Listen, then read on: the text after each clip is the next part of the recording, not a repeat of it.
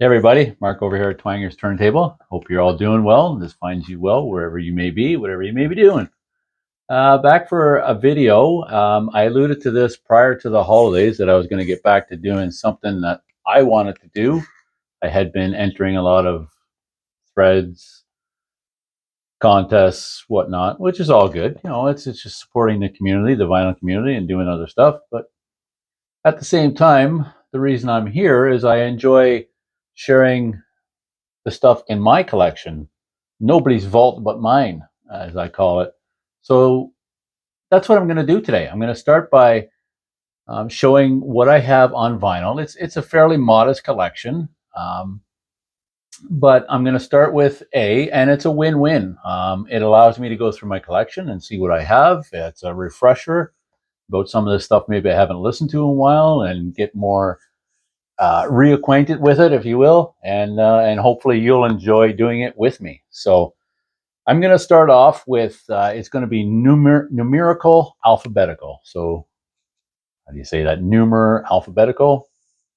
But I don't have a lot of albums that will qualify as numerical. I don't have four tops, for instance. And the other thing is, it is nobody's vault but mine. So certain artists, I'm not sure how those others may have them in their discography or their catalog library, if you will. But an example for me is John Mellencamp. When I first started listening to John Mellencamp, he was under the pen name, the artist name John Cougar. So mine is under C for Cougar, John Cougar. Another example might be Pat Benatar. Some may have it under P for Pat. Mine is Benatar. I think that makes more sense, but whatever. Just those little nuances are going to be different from one person to another, and this is the way I have mine. So there's no right or wrong way. It's just whatever you prefer. Before I get going, cheers, everybody. I'll wet my whistle, and we'll just get into it.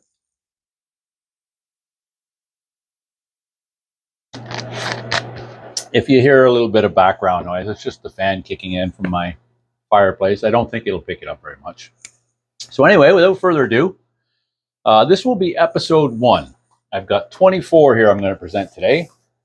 And then I'll just go along. It'll probably be about 24 titles per video, thereabouts. So there may be some variances depending on how I feel or how much info I feel like I can provide to a certain artist. I want to try to keep them around 20 minutes or so. That's my objective. It may be less or more by varying degrees, but it's all good. I hope you enjoy. Once the video is done and you've watched it, please leave a comment about any of the artists I present or opinions, like, dislike, whatever. And yeah, we'll participate. We'll exchange, opinions or just keep it. What's the right word here? Respectful. Let's just everybody has different tastes, but it's to each their own. It's all good. I don't care what somebody listens to that I don't like, and vice versa. First up, 10cc. This is Deceptive Bends. Came out in '77. Probably best known for Things We Do for Love, People in Love, Good Morning Judge, just to name a few. I'm not going to name every song and every album that I present here. But starting off with 10cc, Deceptive Bends, 1977. Next one, staying with 10cc, is their greatest hits from '79. It covers their material from '72 to '78. So pretty extensive greatest hits at that point in their career, up to '79. Used to take this a lot with me to, my older sibling had this, my brother Stevie had this, and I used to take it to school with me because I would play songs on the noon hour radio station. Dreadlock Holiday, Rubber Bullets, all those songs that are great 10cc tracks.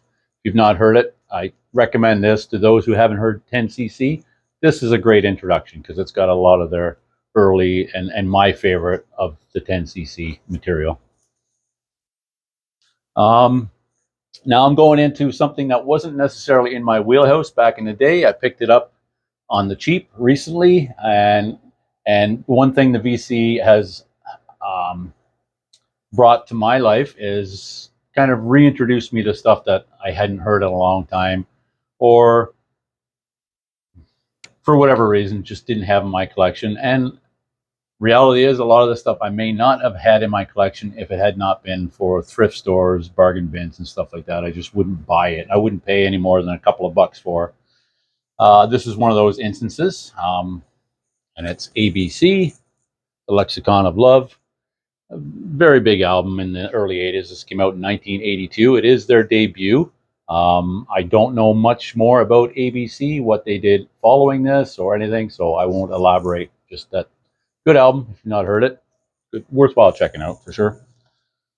Next up, one of my favorite bands for sure, the boys out of Australia, AC/DC, and really their US, North American debut here. I know they had done some other stuff. We all know the stuff they did in Australia, but this is where it began. In fact, this is not where it began in North America, but this is considered their debut album. I think their first one in North America may have been Highway to Hell, um, or certainly somewhere in that. Certainly wasn't this. So this is their first here in North America, High Voltage. This was 1976, by the way, and I don't think they actually. Um, their catalog was released in North America until after some moderate success with Highway to Hell, and that would be in '79. So Power Rage, Let There Be Rock, Dirty Deeds, and High Voltage here were, even if they had been released, they were relatively unknown. But that's 76 is High Voltage. This is the second one here, also from '76. Dirty Deeds Done Dirt Cheap. And I believe this may have been one of the first AC/DC albums I heard. Um, I was watching one of the Vinyl Archivists members up on the panel last night, and he made a good point. It's like, when you go back 40, 45 years, I can't say that confidently what the first one was I heard, but certainly would have been around this time, or around that album. Um, Next up is Let There Be Rock. This is from 1977. This is a really good one. And this was the last one to feature Mark Evans on bass. So Mark Evans and Phil Rudd made a really good rhythm section. And so I really like this one. He went on to, this was his last album. I don't know if '74 Jailbreak was made after this or around the same time, the same sessions, but I believe he played on that as well. It's an EP. Most of you have heard that, but it's primarily older stuff. I'm not an encyclopedia of AC/DC. I just know that I love their music, and I have a lot of their music that I really enjoy, especially the Bon Scott era. So this one is from '77. Mark Evans went on to play in another Australian band that's very similar to AC/DC in sound. It was a band called Finch. And I think he also played with a band called Heaven, but he didn't play bass, he played guitar, along with some other stuff that he did. I can't remember any others, but that's the gist of it. And then their next one introduced Cliff Williams on bass. And to me, this is where AC/DC really, for me, that sound that I just love about them, that rhythm section with um, Cliff Williams and Phil Rudd, just amazing. Yeah, they're so tight. But of course, you got the Angus brothers and Bon Scott himself. This is probably my favorite of the Bon Scott era, Power Rage, right there. And this one used to be probably my favorite, and many of my buddies and I, this was our favorite. But just over the years, Power Rage has kind of overtaken it. But of course, it's the '79 Bon Scott's last one, Highway to Hell. This is one. It's so, yeah. I won't get into too much. This, I think they would have really broke. But who knows? History, you can't really say, right? But really good album nonetheless. And the next one, of course, was the introduction of their new vocalist, Brian Johnson, and Back in Black. This was so big. I mean, it's probably AC/DC's. No, there's no probably about it. This is AC/DC's definitive album that most people associate AC/DC with. Is Back in Black for sure. I mean, there's no question.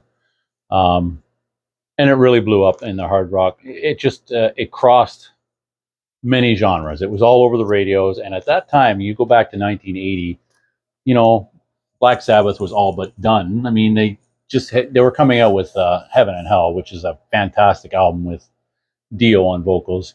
But you know, Dio's old band Rainbow was going commercial. I mean, you had some newer bands. Well, I guess they weren't really newer, but Van Halen went in that hard rock scene.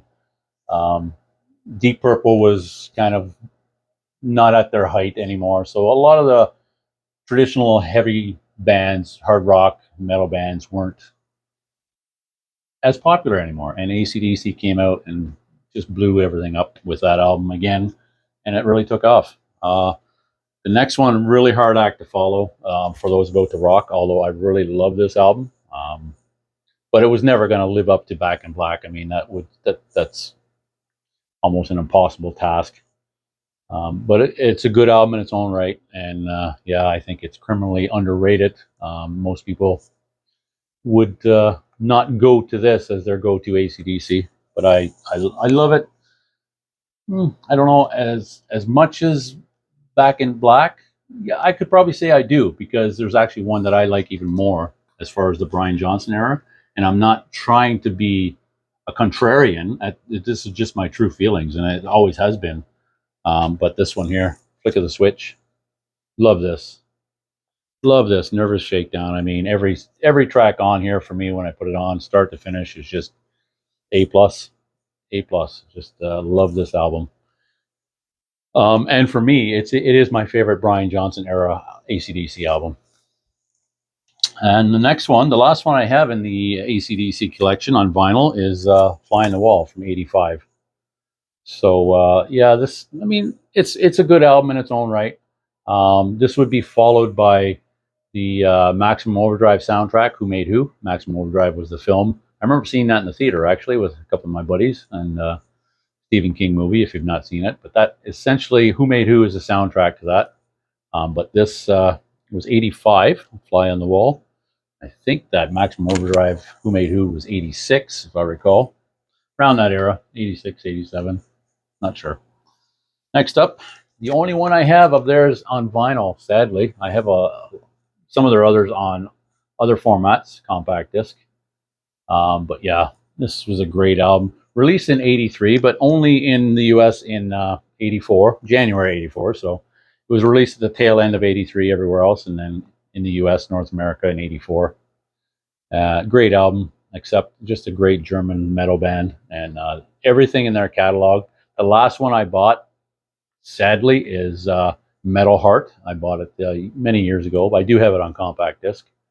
But I had it on cassette back in the day. I think after that was Russian Roulette, was a really good one as well. I'd like to get them all. I just seen the gentleman do in his 12+1 thread by Mike, a gentleman over in Europe did, and I've never seen this before. It's an Accept Greatest Hits LP. I'd love to get my hands on that. But anyway, I digress. That's their 1983-84 album, Balls to the Wall.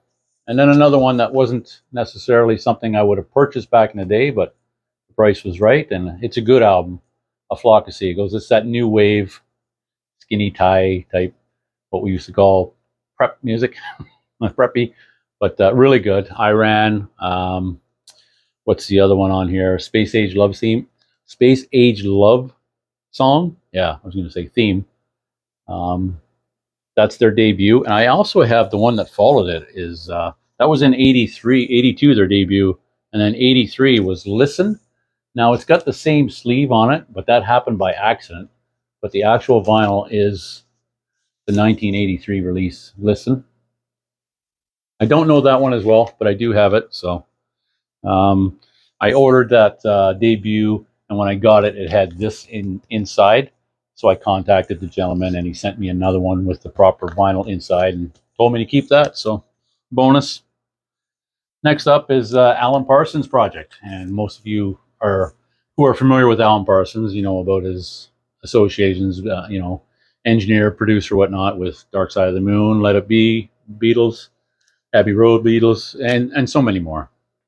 But this is not the debut, but it is the second album from '77, I, Robot, with a gentleman by the name of Eric Wolfson on vocals. He also played piano and was a primary writer for most of the stuff. Their debut was actually Tales of Mystery and Imagination, which came out in '76. This is an original. This is really cool. I love that old Arista in a sleeve with the design. But yeah, really, really good album. And I have a few of theirs, actually. And next up was Pyramid, which came out in '78. And then Eve was '79.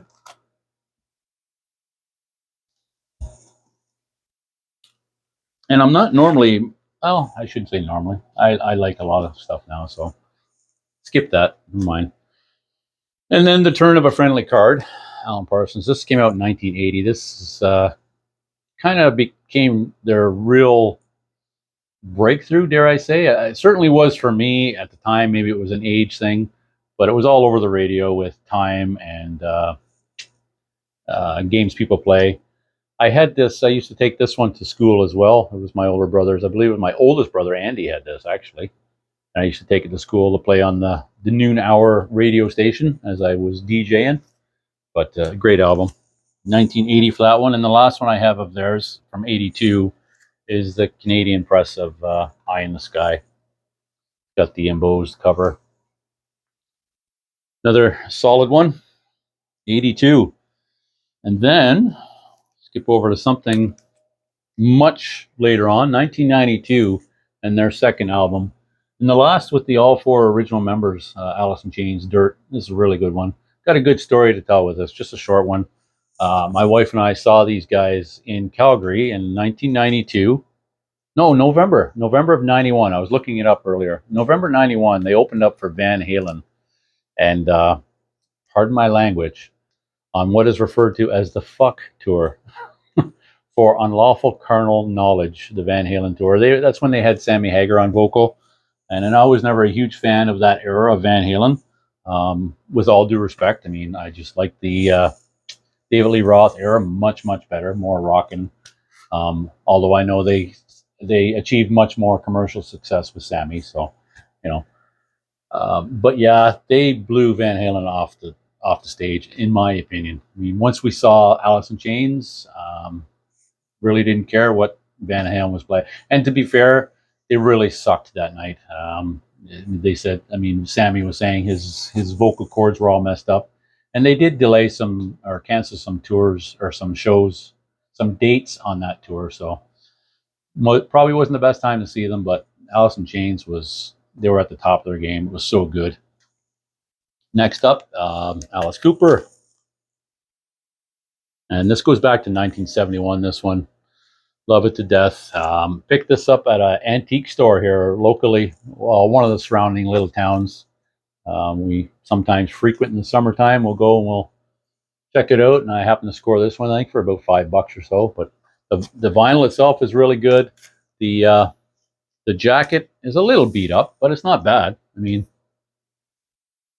this is a great album. I mean, you know, there's a lot of the Alice Cooper stuff I can take it or leave it. This is a really good one, though. Really like this. I would say it's, you know, arguably one of their best. Certainly one of my favorites. This next one, though, is a really good one as well. So it's hard to. This is Killer, Alice Cooper, of course.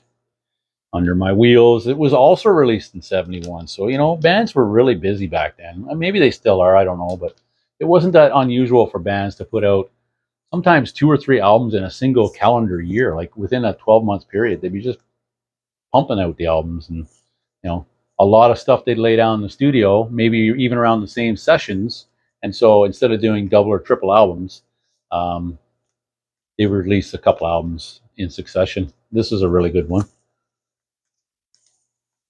And then lastly, but not least, depends on your prerogative, I guess, your point of view, but Angel and their debut. This is from 1975.